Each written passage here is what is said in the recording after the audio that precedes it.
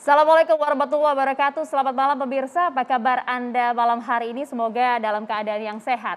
Ya, kita tahu bersama lah ya, belum selesai mengenai polemik kemarin yang sempat ramai juga, yaitu mengenai aturan jaminan hari tua atau JHT. Kini muncul lagi polemik di mana pemerintah kemudian mewajibkan, di mana melampirkan keanggotaan BPJS Kesehatan untuk mengurus beberapa administrasi dokumen.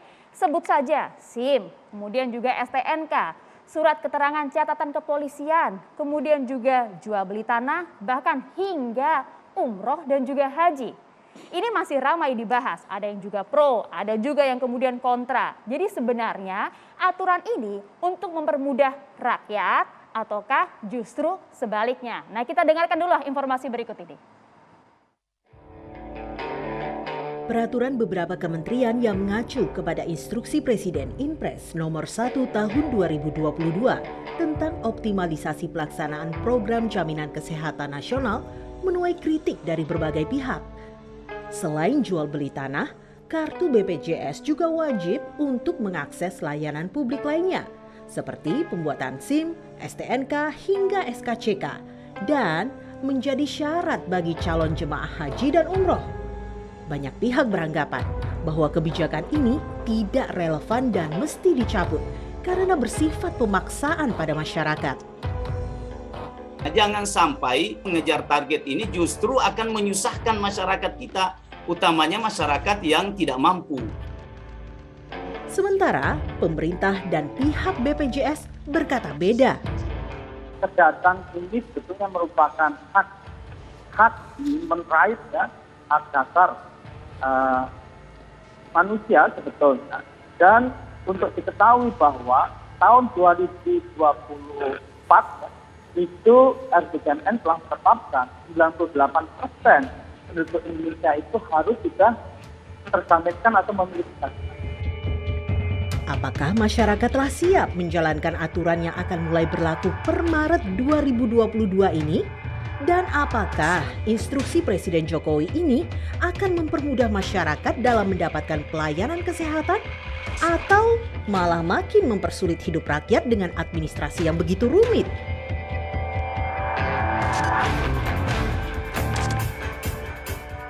Oke, menarik untuk kita bahas. Kalau begitu, saya akan perkenalkan dulu beberapa narasumber yang sudah hadir di meja perempuan bicara.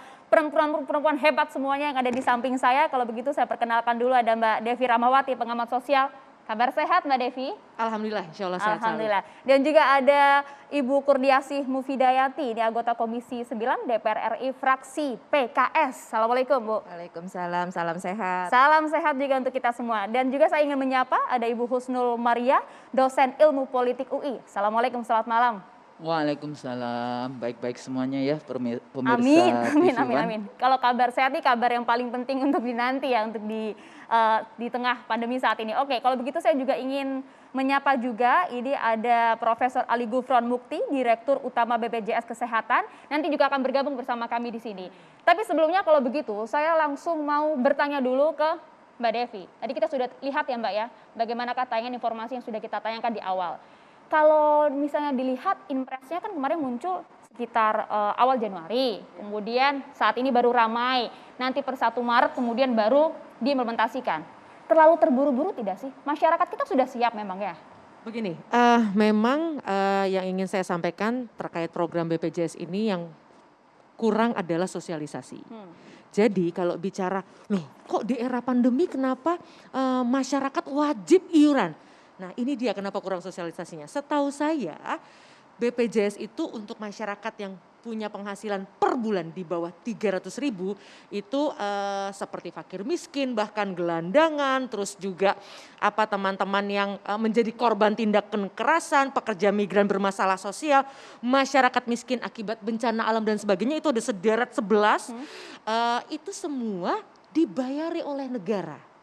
Jadi artinya bagi masyarakat, jadi spirit BPJS ini adalah gotong royong. Dulu saya 2015 itu belum punya BPJS.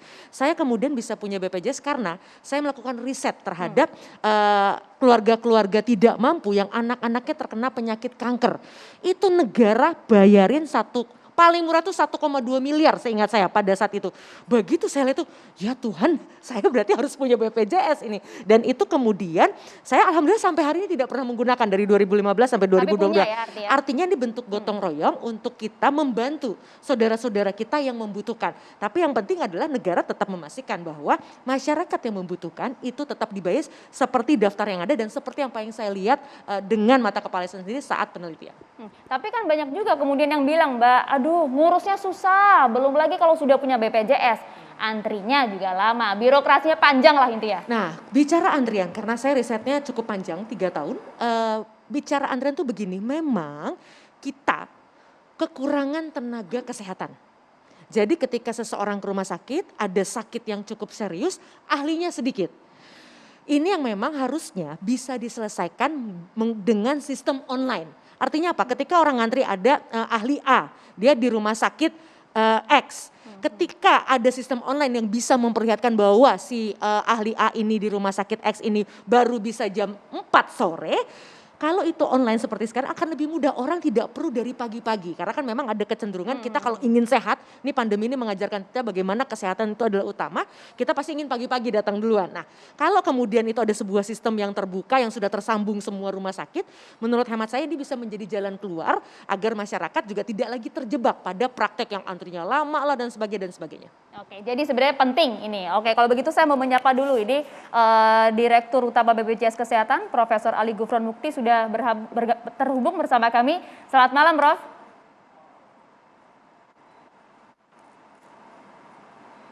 Oke, selamat malam. Kalau gitu kita tahan dulu, Prof. Nanti kita akan tanya-tanya. Tapi saya mau minta pendapat dari Bu Husnul terlebih dahulu. Bu, tadi katanya ini cukup penting sebenarnya meskipun memang sosialisasinya perlu ada catatan di sana. Anda setuju dengan hal ini? Pertama kita kembalikan lagi kepada tujuan kita membangun negara. Kan dalam Undang-Undang Dasar kita pembukaan melindungi segenap tumpah darah, mensejahterakan rakyat, ya, mencerdaskan dan ikut dalam ketertiban dunia. Nah, fungsi negara yang minimal itu adalah melayani untuk urusan kesehatan, pendidikan dan membuka lapangan pekerjaan. Sebenarnya itu minimal dari kalau kita bicara tentang welfare state.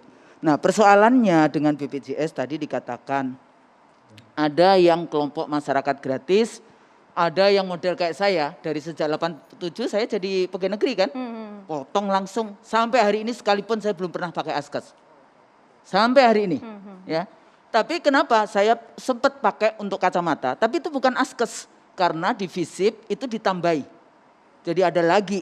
Waktu itu saya nggak mau tanda tangan. Kenapa tanda tangan? Saya pertanyaan ini, saya harus tanda tangan untuk bagian administrasi memotong gaji saya lagi. Oh tapi itu dikasih fakultas, mana nggak ada tulisannya? Jadi artinya seandainya Anda bukan dosen, Anda mau ikut BPJS atau tidak, Bu? Saya udah ikut askes, ikut BPJS sejak 87, nggak pernah saya pakai.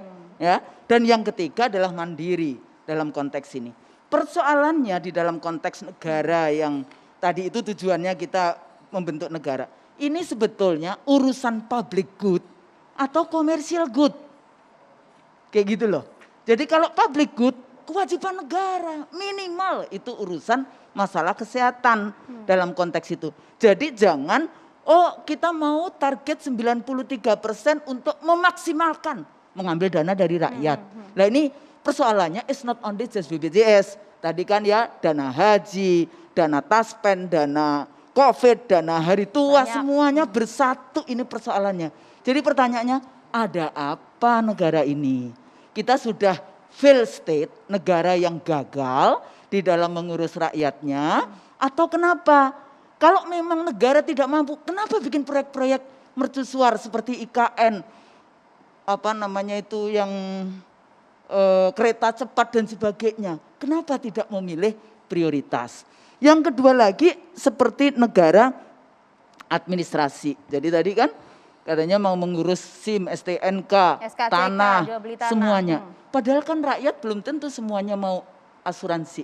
Karena ini ada orang yang punya prinsip asuransi ini dia bisa masuk ke riba dan ke apa namanya judi kayak gitu ya bahasanya, bahasa ininya apa? Itu ada di dalam horor kayak gitu ya. Jadi ada apakah masuk riba? Kenapa masuk riba? Karena kalau yang umum mandiri, itu kan ada denda kalau Anda nggak bayar. Ya kan? Nah ini sebetulnya nanti Itu bisa prinsip sampai, lah ya urusannya. kalau ada rakyat yang mau berprinsip melaksanakan sila pertama, ketuhanan yang Maha Esa sesuai dengan agamanya, kan jadinya gimana? Nah pertanyaannya adalah, mari terbukalah transparansi yang kuat. Good governance itu salah satunya adalah transparan dan accountability. Ini untuk apa? Belum lagi kalau saya bicara, bagaimana dengan TKI-TKI yang di luar? Karena di Malaysia aja ada 3,74 juta rakyat Indonesia yang di dalam kontrak itu ditaruh itu wajib untuk bayar BPJS. Persoalannya, ada nggak rumah sakit di Malaysia yang menerima kartu BPJS kita? Itu pertanyaan tambahan lagi. Nah, itu jadi sebetulnya saya dulu pernah sih direktur yang sebelumnya ya, saya sudah sampaikan dari kampus, ini loh kalau kita mau bicara tentang welfare state, negara kesejahteraan, kesehatan itu utama. Tapi jangan cuma mengambil dana dari rakyat, karena ini kewajiban negara sebetulnya. Kewajiban negara, jadi harus dikeluarkan oleh negara untuk menjaga rakyatnya supaya sehat. Kalau tadi dikatakan, oh ya online, emang Indonesia udah sama online. Gimana pulau-pulau yang jauh dari ujung dunia, di NTT aja cuma ada 5% yang bisa akses. Ya anak-anak sekolah kita di Kalimantan aja 9% data-data yang akses kepada online internet yang seperti itulah. Ini kembali lagi, mengurus negara memang tidak gampang. Ya, jadi coba kita baca dengan baik konstitusi kita. Apa sih tujuannya? Gitu. Tujuan Anda jadi pejabat itu kan ada sumpah jabatan. Nah, di situ kembali lagi melayani. Kadang-kadang saya bertanya juga, enak juga sih jadi direktur BPJS, berapa gajinya? Nah nanti kita tanya, kalau begitu kita tahan dulu Bu Husnul. Kita juga punya pertanyaan untuk Pak Dirut. Jadi sebenarnya ada apa? Karena kalau tadi disampaikan oleh Bu Husnul, menjamin kesehatan warganya ini adalah kewajiban pemerintah. Saya minta jawabannya nanti ya Pak, usai jeda sesaat lagi.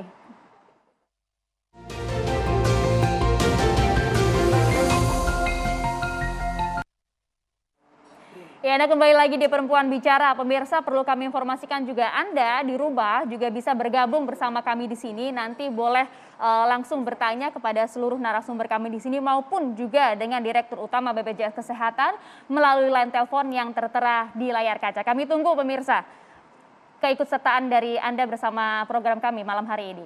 Nah, tapi sebelum kita lanjutkan lagi, Mbak Devi, Bu Husnul, dan juga Bu Mufidah, serta Pak Dirut yang terhubung bersama kami, kita coba akan simak terlebih dahulu. Saya mau bacakan terlebih dahulu beberapa headline dari media online yang sempat kita cuplik informasi berikut ini. Nah, ini ada BPJS Kesehatan jadi syarat bikin SIM hingga naik haji. Pekerja bilang nggak nyambung, katanya begitu. Ada juga yang bilang Komisi 2 DPR mengkritisi juga. Jadi sebenarnya ini konyol dan irasional. Banyak juga komentar-komentar yang memang tidak menyetujui dengan adanya hal ini. Ada juga yang bilang kemudian bahwa BPJS Kesehatan dalam jual beli tanah mulai 1 Maret ini diterapkan syaratnya sudah mulai berlaku per 1 Maret ya.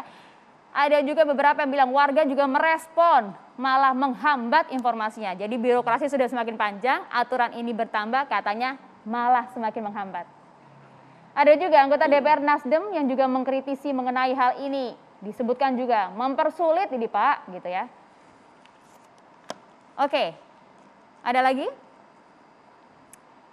Ini juga ada yang juga menyampaikan di BPJS Kesehatan jadi syarat urus dokumen penting. PKS bilang bentuk keputusasaan pemerintah. Benarkah demikian? Nah, kita akan coba langsung tanyakan kalau begitu bersama Direktur Utama BPJS Kesehatan.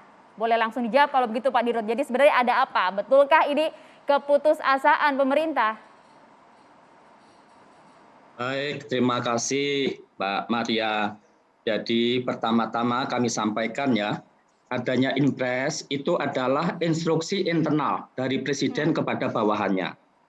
Jadi tentu itu hak Presiden untuk menginstruksikan. Tetapi instruksi ini memang sangat amat penting. Kenapa?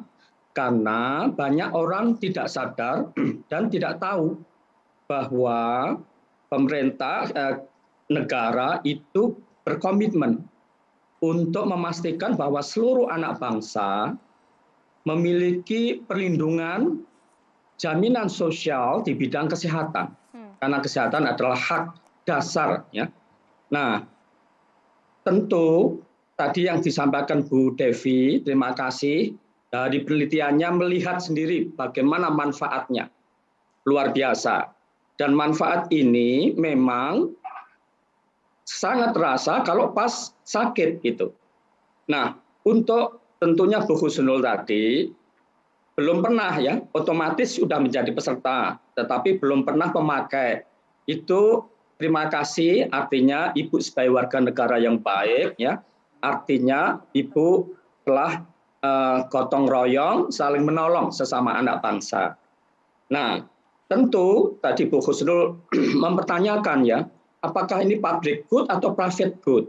Jadi di undang-undang ya, SJSN, Undang-Undang Nomor 40 tahun 2004 ya, itu sudah disebutkan pesertanya wajib.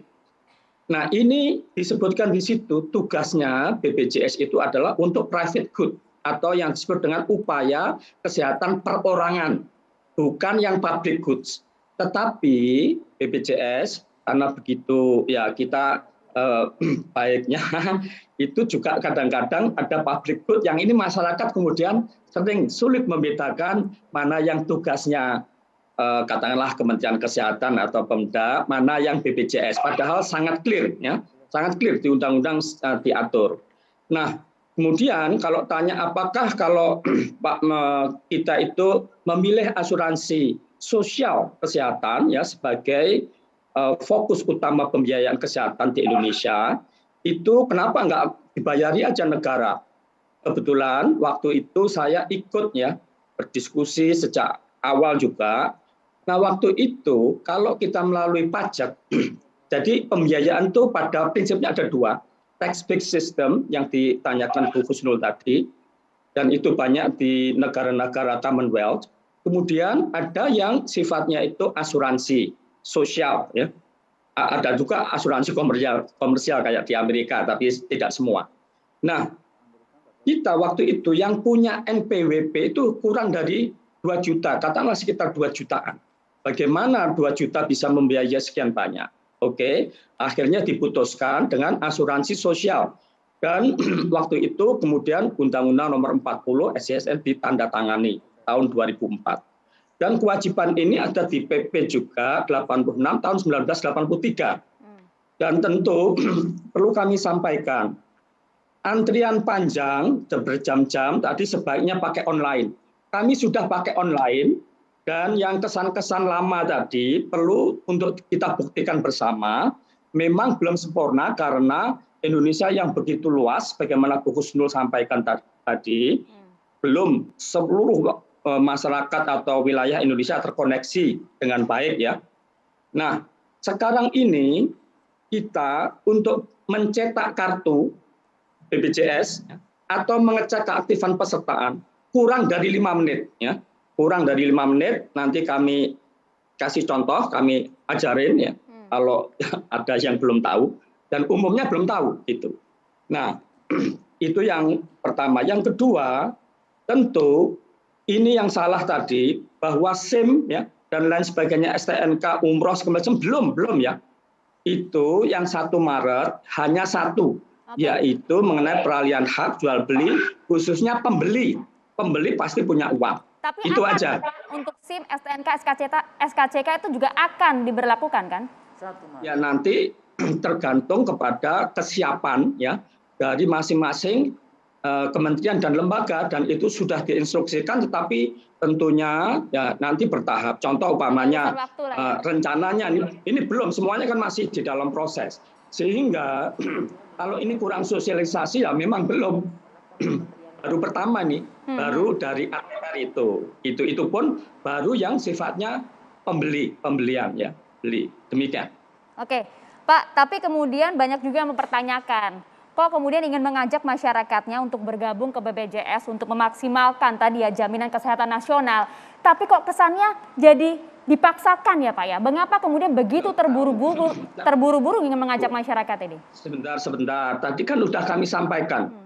Tahun 2004 ya, itu sudah diwajibkan.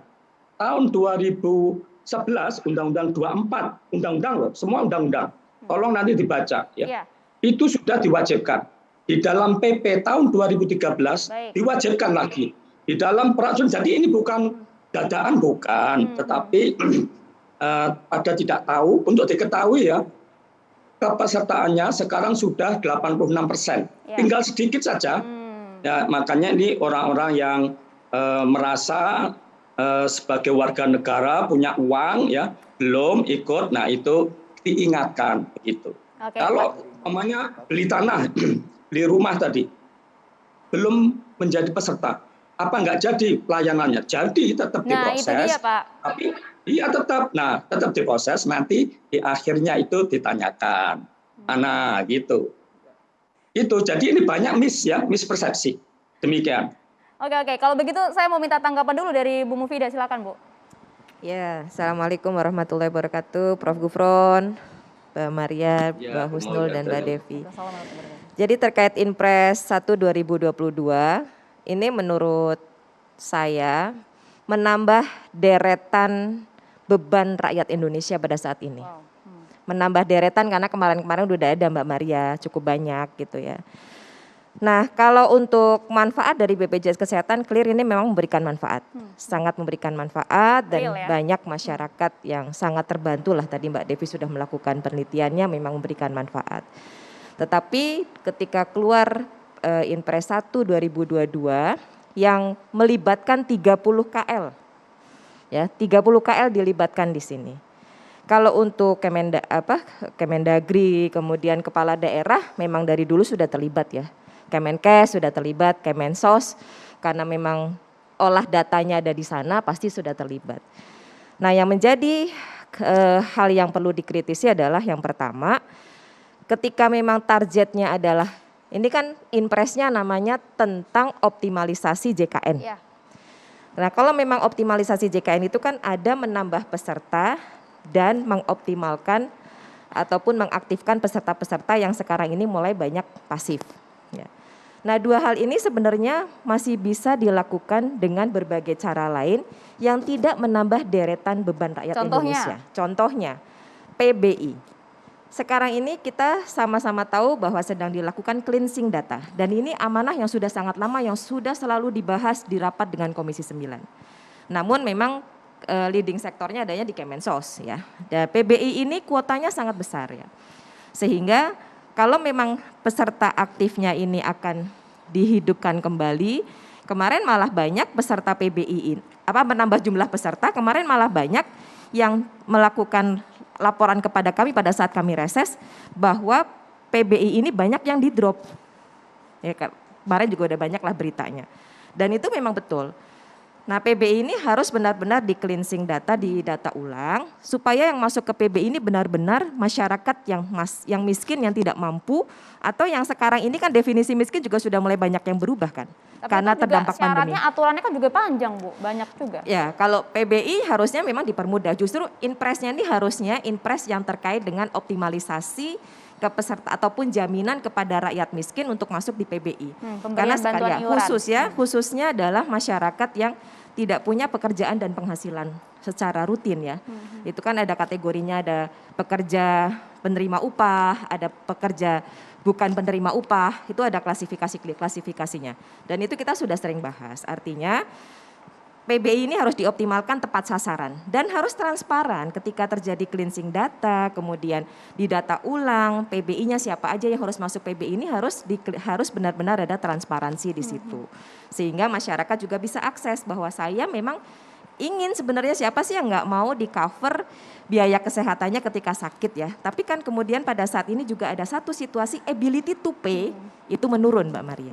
Nah, untuk masyarakat ataupun peserta BPJS Kesehatan yang ability to pay-nya itu menurun, ini kita sudah usulkan sebenarnya ada relaksasi di dalam iuran BPJS Kesehatan ini. Relaksasi iuran BPJS Kesehatan ini bisa diberikan kepada peserta BPJS yang saat ini mengalami dampak pandemi COVID-19 cukup berat sehingga ability to pay-nya menurun.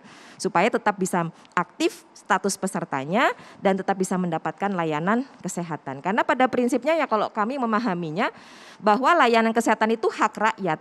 Jadi kewajiban negara, saya sepakat dengan yang disampaikan oleh Mbak Husnul, ini kewajiban negara. Jadi kewajiban negara ini berarti tinggal dialokasikan berapa anggaran yang dibutuhkan untuk mengcover seluruh masyarakat yang tidak mampu untuk masuk ke PBI. Bila perlu tambah kuotanya untuk PBI. Alhamdulillah kan sekarang tidak defisit lagi nih BPJS Kesehatan. Artinya harusnya sudah bisa mengcover lebih banyak lagi masyarakat yang tidak mampu. Sehingga semua masyarakat tidak mampu tercover di situ oleh PBI, dibiayai oleh negara. Tinggal masyarakat yang mampu, inilah yang kemudian kita ada lakukan edukasi, sosialisasi, komunikasi, informasi, sehingga semuanya bisa tercover. Dan kalau dari penambahan peserta tadi, Prof. Gufron menyampaikan sudah 86%, kan tinggal dikit lagi sebenarnya. Artinya Inpres ini memang ya kalau untuk terlalu mahal gitu ya kalau menurut saya untuk menambahkan sekian peserta dengan begitu banyak urusan. Dan yang harus diingat adalah bahwa setiap rakyat Indonesia punya hak mendapatkan pelayanan publik. Dan ini berdampak terhadap banyak sekali pelayanan publik. Bahkan terhadap secara tidak langsung terhadap anak-anak yang akan belajar sekolah. Karena ada pesan untuk instruksi kepada Kemendikbud agar peserta didik, itu kan peserta didik berarti pelajar. Berarti gimana nanti kalau memang misalnya ada pelajar yang tidak mampu ya untuk sekolah aja udah berat membayar kuota internet gitu kan. Bagaimana? Ini kan harus realistis lah menurut itu beberapa saya. catatannya. Artinya sebenarnya BPJS ini real manfaatnya dan juga sudah cukup dengan memaksimalkan layanan dan juga programnya. Pak Dirut, kami butuh responnya. Usai jeda sesaat lagi.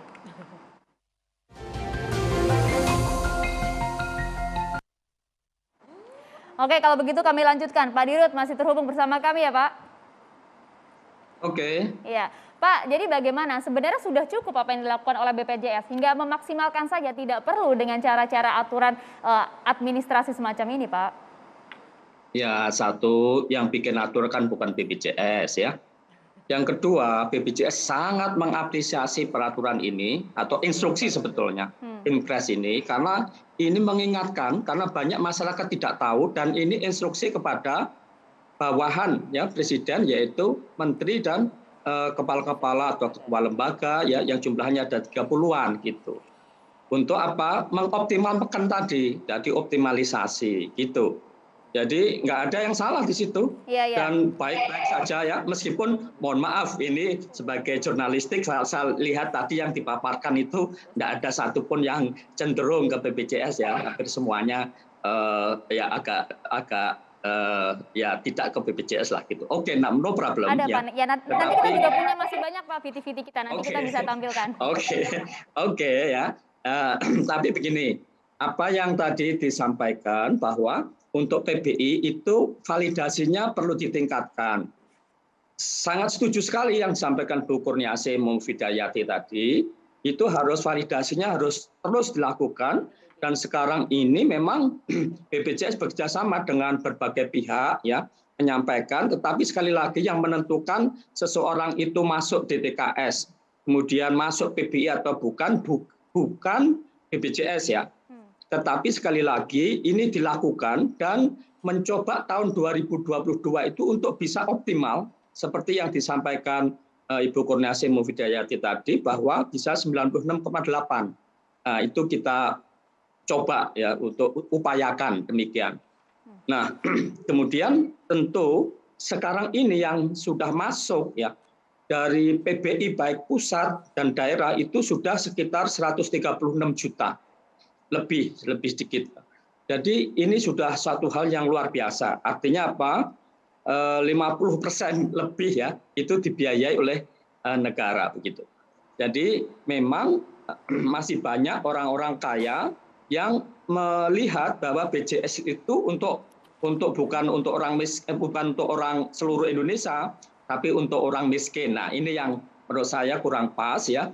Jadi BPJS ini adalah suatu bentuk perlindungan sosial yang sistemnya memang gotong royong, yang kaya membantu yang miskin, yang sehat membantu yang sakit, begitu, dan yang muda membantu yang tua.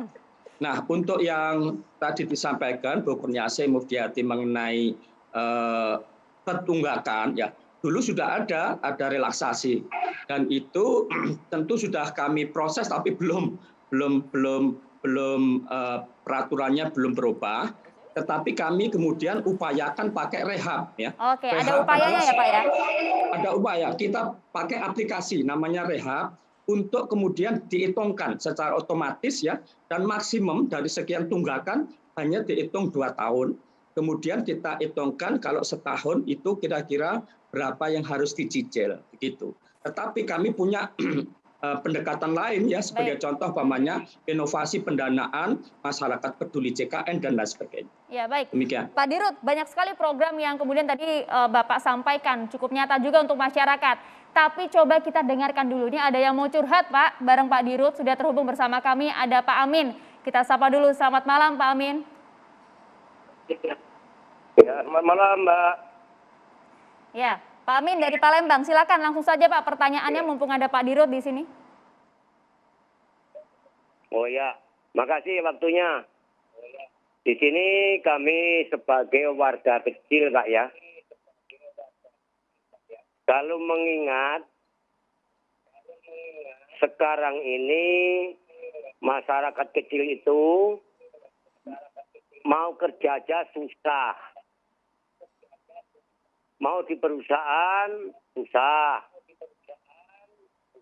Hasil di perkebunan kurang memadai. Beban kita masyarakat kecil ini termasuk listrik, air, ditambah BPJS, ditambah iuran anak sekolah, ditambah lagi yang lain-lain tentang keorganisasian sosial yang di masyarakat. Jadi Pak Amin ini termasuk yang setuju atau tidak Pak dengan aturan ini? Ya, kalau saya tentang ini nggak setuju terus terang. Monggo dilanjut. Oke, baik. Terima kasih banyak Pak Amin. Silahkan Pak Dirut. Jadi sebenarnya banyak juga yang meminta aturan ini direvisi. Salah satu tadi Pak Amin, nggak setuju katanya Pak Dirut. Apanya yang tidak setuju itu apanya yang mana, kan harus jelas. Jadi ini itu adalah instruksi presiden kepada bawahannya, bukan ke masyarakat rakyat gitu, enggak. Tapi nanti dari kementerian yang bersangkutan tergantung kesiapan. Nah, dia yang nggak setuju yang mana. Yang jelas kalau yang bersangkutan, Bapak siapa tadi dari Palembang, kesulitan itu tolong mengurus di dinas sosial setempat. Kalau nggak ngurus sendiri, ya mungkin RT RW-nya atau siapa ke situ ke dinas sosial atau ke Pemdanya. Jadi Pemda bisa bayarin. Atau kalau memang tidak mampu bisa ke DTKS di Kementerian Sosial, tentu melalui dinas sosial. Begitu. Oke, baik Pak Dirut. Silakan Bu Husnul. Emang harus belajar komunikasi politik ngadepin rakyat ya, apalagi rakyatnya miskin kayak gitu kan, perlu menyampaikannya ya, karena rata-rata pendidikan di Indonesia itu masih SMP kayak gitu kan. Nah, pertama kalau kita bicara tentang kebijakan publik, di kebijakan publik itu dari mulai perencanaan, implementasi, terus itu harus ada evaluasi. Paling mudah kalau kita orang biasanya scholars, peneliti, itu setiap dia naik taksi, itu dia akan komunikasi dengan driver. Nah, sejak pandemi ini kalau kita mendengarkan keluh kesah driver tentang BPJS itu subhanallah deh. Ya, jadi ini jadi persoalan. Nah, persoalannya adalah kita itu di dalam perencanaan ya, jangan sampai kemudian besar pasak dari tiang kayak gitu ya. Alokasi anggaran tidak efektif. Ini dana BPJS diinvestasikan kemana? Ini kan transparansi itu harus ada. Yang berikutnya lagi politiknya kita itu low trust kepada politik. Ya, ini persoalannya. Oposisi tidak berfungsi dengan baik. Nah, apa yang terjadi ya etika bernegara, kekuasaan tidak bisa dikontrol sehingga saya mau nih rakyat administrasi itu enggak ada. Itu level statement politik para elit. Di bawah enggak begitu. Jadi semua ini masalah trust, kepercayaan.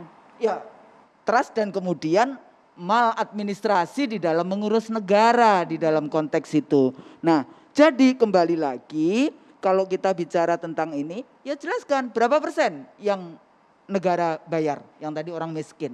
Berapa persen yang pegawai negeri dan sebagainya. Karena tadi saya juga mendapatkan ini yang dari Kuala Lumpur, untuk kontrak dia harus bayar BPJS.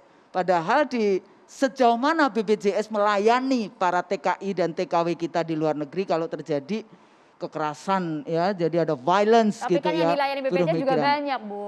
Kenapa? Kan juga yang dilayani BPJS yang nyata juga hasilnya Kan juga sudah bayar, banyak. kan bayar, bukan gratis. Kan persoalannya kan ini BPJS bukan kemudian negara bayarin semua. Justru pertanyaan saya tadi, kalau kesehatan itu public goods, itu negara harus mengeluarkan dana. Oke. Jadi tidak perlu yang namanya malak dari rakyat, bahasa kasarnya. Waduh, sepakat Ya Mbak kan? Devi. Nah, Ya kayak gitu. kan ada data, pelan-pelan ada data. Pertama, itu bukan janji kosong. Makanya kemarin saya bilang, saya melihat sendiri karena datanya kan 96,8 juta orang yang disebut dengan PBI. PBI apa sih? Orang bingung kan? Penerima bantuan iuran. Nah ini mumpung sekalian sosialisasi TV One tuh banyak sekalian nonton. Siapa sih PBI? Mungkin tadi izin pada Bapak yang tadi menelpon. Satu, kalau tidak mempunyai sumber mata pencarian, ayo lapor ke kelurahan dan sebagainya. Dua, mempunyai pengeluaran sebagian yang hanya mampu untuk beli makan nasi misalnya. Itu silahkan langsung. Atau misalnya bahkan tidak mampu membeli pakaian satu kali. Jadi itu ada banyak sekali ini orang-orang yang menerima yang tadi angkanya 96,87. Ini yang saya sesalkan, sosialisasinya kurang. Tadi ada pertanyaan, membandingkan dengan negara lain misalnya. Oh kok negara lain bertanggung jawab gratis? Nah ini yang perlu disampaikan pada publik bahwa negara lain yang gratis seperti misalnya Korea Selatan, nggak ada tuh masyarakatnya ditagih iuran gitu misalnya ya, masyarakat yang mampu, karena kalau di kita kan tadi tidak mampu dibayarin negara. Itu asal tahu saja, pajaknya gede sekali, Jerman. 40%. 45%, bukan 40%. Kalau di Jerman ini sebagai ilustrasi, kalau kita punya gaji 45 juta, maka gaji kita tuh hanya bisa kita peroleh 28 juta. Kenapa? Karena ada potongan untuk namanya solidaritas, jaminan hari tua, asuransi kesehatan, uang pengangguran, uang perawatan. Nah, sekarang kan bangsa ini tinggal memilih. Mau yang langsung dipajaknya dipotong atau tadi iuran. Tadi menarik, ada katanya supir taksi. Ada aturan soal BPJS, kalau Anda bekerja di sebuah perusahaan, maka perusahaan tuh harus membayari, bayarnya tuh 5%, 4%-nya wajib oleh perusahaannya. Jadi pertanyaannya perusahaannya dong yang harus dimintakan pertanggungjawaban karena toh negara sudah memberikan jalan. Tahun 2021 tahu berapa kos karena nggak sehat itu? Bukan COVID ya, baru karena nggak sehat ada 100 triliun dana yang keluar untuk membiayai saudara-saudara kita yang nggak beruntung, yang nggak sehat. Untuk COVID-nya 90T, jadi totalnya 190T. Artinya yang saya sesalkan sekali lagi dalam soal ini adalah sosialisasinya kurang sehingga kemudian muncul banyak prasangka. Birokrasinya bagaimana? Birokrasi pasti akan, kan gini, kita tahu pandemi ini orang di rumah sakit saja ngantri. Kenapa? Karena penyakit itu kan bukan hanya COVID. Jadi kalau bicara antrian pasti ada antrian. Nah ini yang tadi kita juga tuntut. Saya dari awal mengatakan itu harus disempurnakan. Belum lagi yang perlu disempurnakan adalah semua rumah sakit sebaiknya punya standar yang sama. Standar kesehatan yang sama. Nah artinya sekali lagi pada saudara-saudara kita yang kurang beruntung, jangan khawatir, lapor ke dinas sosial Anda. Bahkan ada provinsi-provinsi yang luar biasa semuanya dia bayarin BPJS. Memang ada tanggung jawab pemerintah daerah juga. Setiap pemerintah daerah punya kemampuannya masing-masing. Tapi sekali lagi, nah ini sekali lagi sosialisasi tolong kerjasama kementerian lainnya, Kemensos dalam hal ini dibantu masyarakat, diingatkan kalau Anda korban tindak kekerasan. Tadi kan ada pertanyaan, bagaimana yang kalau korban tindak pekerja migran bermasalah sosial dan sebagainya masyarakat miskin, penderita kejadian ikutan pasca imunisasi KIPI, itu pun dapat. Artinya kelemahan terbesar dari praktek BPJS ini sosialisasinya, karena faktanya manfaatnya sudah banyak yang merasakan. Oke, baik, itu tadi yang dijelaskan Mbak Devi. Tapi kalau kita lihat Mbak sekarang ini masyarakat paling tidak sedang banyak pikiran dengan masalah-masalah di Indonesia ini. Belum selesai JHT, kemudian masalah BPJS ini. Ada lagi muncul yang viral nih, kita akan tampilkan juga untuk Anda pemirsa. Ini yang ramai beberapa hari terakhir mengenai data BPJS yang diduga untuk membayar iuran peserta golf. Nah ini ditujukan untuk siapa dan juga bagaimana penjelasannya, klarifikasinya. Kata angkanya cukup besar, 3 miliar rupiah. Kita akan dapatkan jawaban yang usai jeda sesaat lagi.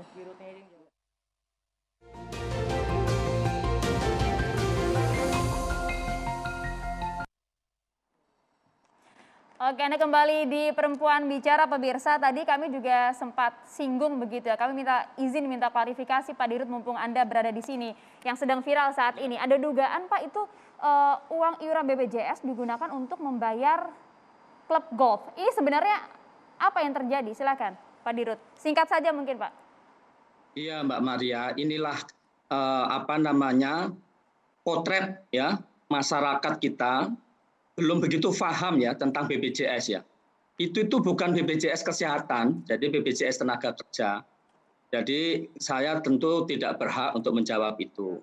Dan itu banyak teman-teman saya juga begitu ya, WA ke saya gitu, saya sampaikan kami di BPJS kesehatan loh, itu beda toh Pak, gitu. Itu aja komentar saya.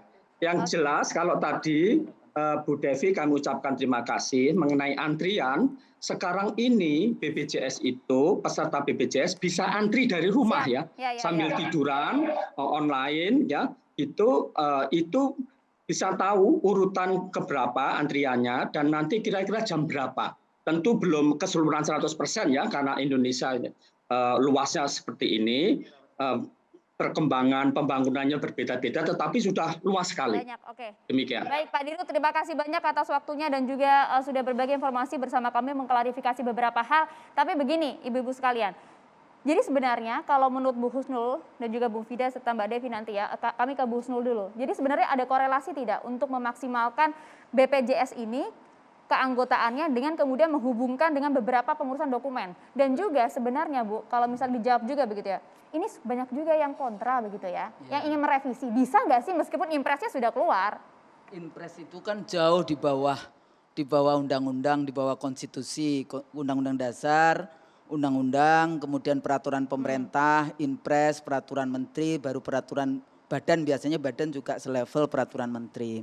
Jadi kalau tadi kembali lagi tujuan kita bernegara itu adalah mensejahterakan rakyat. Kalau mensejahterakan rakyat, negara ini kaya. Jadi sebetulnya kalau mengelola dengan baik, bahkan katanya kalau dengan teman-teman yang ahli ekonomi, kita tuh perlu nggak sih bahkan teks saja? Katanya nggak perlu kalau di ini. Kita punya emas, kita punya minyak, kita punya sawit, kita punya macam-macam. Cuma persoalannya bukan keadilan sosial bagi seluruh rakyat Indonesia, tapi bagi segelintir para oligark gitu ya, para bandar bahasa saya biasanya. Nah kembali lagi evaluasi dalam kebijakan publik itu harus ada evaluasi terus. Siapa sebetulnya yang mengakses pelayanan ini dan yang membayar dan mengakses. Kayak contoh misalnya salah satu model healthcare system yang baik kan Australia salah satunya. Itu kalau gini, kenapa harga yang namanya rokok yang cukai rokok itu tinggi sekali? Karena ternyata hasil dari evaluasi kebijakan publiknya penyakit-penyakit related ke rokok itu mengeluarkan dana anggaran pemerintahnya lebih tinggi dibandingkan cukai, jadi government revenue-nya. Oleh karena itu maka kemudian dinaikkan dan sebagainya lah, itu salah satu dari evaluasi yang ada. Kalau kemarin ini berapa dana yang terkumpul 138 triliunan ya. Makanya ini nah ini memang agak sedikit menggiurkan bagi Kementerian Keuangan kayak gitu ya. Nah jadi intinya urus dengan baik rakyat, insya Allah. Kalau itu tadi sosialisasi, jangan rakyat yang tidak mengerti apa-apa kemudian bertanya, dia pasti mengalami dirinya sendiri. Jadi intinya kalau bahasa orang Melayunya raja adil, raja disembah, raja lalim, raja disanggah, itu juga akan terjadi. Makanya ini public good, bukan korporasi, bukan private kayak gitu ya. Kembali lagi fungsi negara, kesehatan, pendidikan, lapangan kerja. Jadi balik lagi ke situ. Itu catatan dari Bu Husnul. Kalau begitu saya mau tanya singkat saja jawabannya ya atau tidak. Bu Fida, akankah ini direvisi kalau Anda setuju atau tidak? Ya, saya berharap Pak Presiden berkenan untuk menarik kembali Inpres ini dan direvisi sesuai dengan kebutuhan rakyat dan jangan memangkas hak rakyat khususnya dalam pelayanan publik. Mbak Devi? Ya, bangkitkan semangat sosial kita bagi yang sudah merasakannya. Ayo bantu saudara-saudara kita yang memang berhak untuk mendapatkan pembiayaan gratis agar mereka juga bisa merasakan manfaat sebagaimana yang pernah memanfaatkannya. Oke baik, terima kasih banyak Mbak Devi, terima kasih juga untuk Bung Fida dan juga Bu Husnul tadi sudah bergabung bersama kami. Ada Pak Dirut, Pak Profesor Ali Gufron Mukti, terima kasih banyak atas waktunya. Jadi kita lihat saja nanti bola liar ini akan bergulir kemana. Yang penting pemerintah kita tahu kok masyarakat kita butuh apa dan juga prioritasnya yang mana. Kita akan kembali lagi berjumpa di Perempuan Bicara minggu depan. Sampai jumpa.